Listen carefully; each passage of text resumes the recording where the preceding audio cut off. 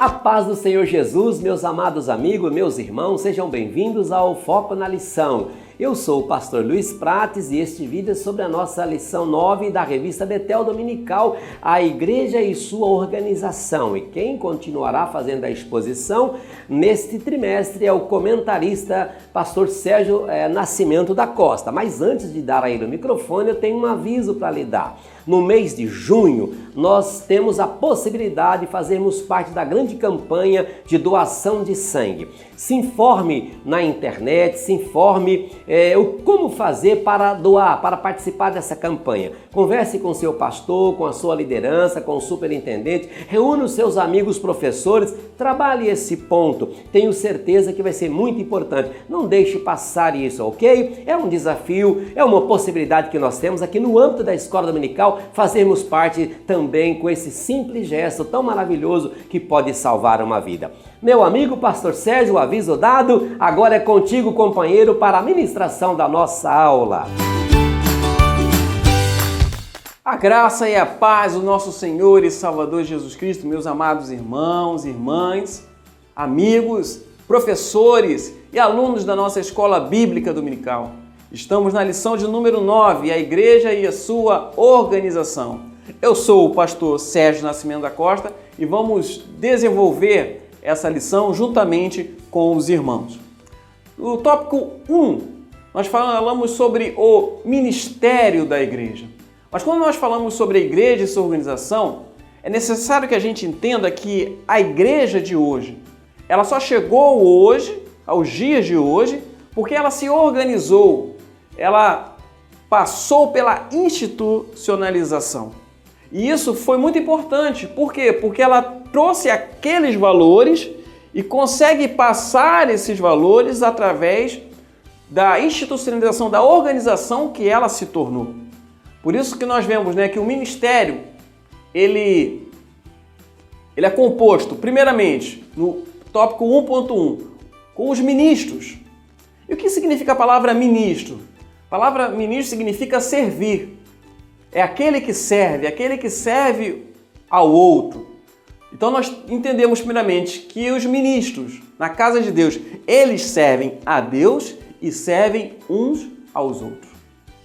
Nós podemos dizer que a escada do ministério não é uma escada para cima, mas sim uma escada para baixo, porque é uma escada do servir. E como mesmo disse o nosso Senhor e Salvador Jesus Cristo, que o maior serviria ao menor. Segundo tópico, nós falamos sobre o presbitério. E o apóstolo Paulo, em 1 Timóteo, no capítulo 3, nos versículos do 2 ao 7, nós vemos que ele estabelece as qualificações necessárias para o aspirante a presbítero, ou seja, aquela pessoa que deseja ser um presbítero. Então, nas Sagradas Escrituras, nós vemos que existem as qualificações necessárias para uma pessoa exercer com excelência o ministério do presbitério. E o terceiro ministério é o ministério do diaconato. E, em especial, o diácono ele tem a responsabilidade pela logística e pelo suporte nos bastidores, ou seja, o diácono é aquele que prepara todas as coisas para que o culto ou os trabalhos na igreja possam ser desenvolvidos. No tópico 2, nós falamos sobre a liderança cristã. E a primeira exigência de um verdadeiro líder deve ser o exemplo. O verdadeiro líder, ele exerce a sua liderança não pela sua posição de pastor ou o que for, mas ele exerce a sua liderança pelo exemplo. E diferentemente, do líder, existe o chefe. O chefe é aquele que manda pela autoridade, mas o líder, ele consegue influenciar as pessoas pelo exemplo, porque ele é um exemplo a ser seguido. Segunda grande exigência da liderança cristã é a autoridade moral, ou seja, o líder ele deve ser irrepreensível, ele não pode ter algo que as pessoas venham a apontar a ele ele não pode ter condutas que não sejam condutas morais, condutas cabíveis a um líder. E terceira característica da liderança cristã é os dons ministeriais.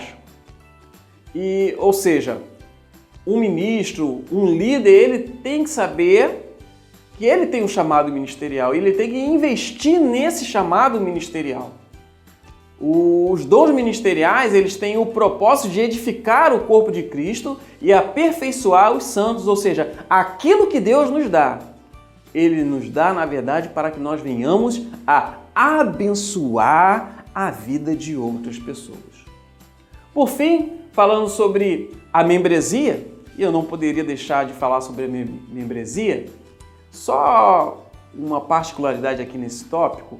Quando a gente pensou nessa lição, a gente pensou em algumas justificativas para esse tema.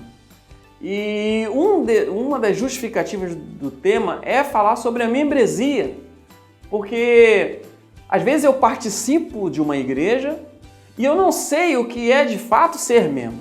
Por isso que no 3.1 nós falamos sobre os membros. O que é ser membro de uma igreja? Será que é ter somente uma carteirinha? Certamente que não. Ser membro, na verdade, é viver primeiramente em comunhão, é viver em conjunto, é partilhar de uns com os outros da experiência da fé, da experiência do Cristo. E é saber também que como membro, eu não sou um associado na igreja. Ser membro, na verdade, é saber que eu me submeto a uma liderança, me submeto a um pastor, me submeto a uma doutrina. Ser membro, na verdade, não é se associar. Ser membro é se submeter. Se submeter a uma outra autoridade. E quando nós falamos sobre submissão a entender o que é ser membro, nós vemos que tem acontecido nas igrejas evangélicas, em especial, um fenômeno social eclesiástico chamado os desigrejados. E o que é um desigrejado? O desigrejado é aquela pessoa que muitas vezes tem uma conduta cristã, se reconhece como cristão, tem muitas vezes até uma conduta cristã, mas eles hoje não partilham mais de uma coisa muito importante que é característico do Evangelho, que é a comunhão. Ou seja, o desigrejado ele abriu mão de participar de uma característica única da igreja, que é a comunhão, que é a koinonia, que é essa partilha. E a lição ela vem trazer isso, que a igreja ela é um organismo, mas ela também é uma instituição. E como instituição nós devemos participar dessa instituição ao se submeter à nossa liderança. No tópico 3.3 nós falamos sobre privilégios e deveres, que deve haver participação e comprometimento de seus membros, presença regular nos cultos e reuniões, ser ativo e participante, não apenas um espectador do culto. E é entender que deve haver um cuidado mútuo em respeitar, amar e obedecer os pastores e a liderança local.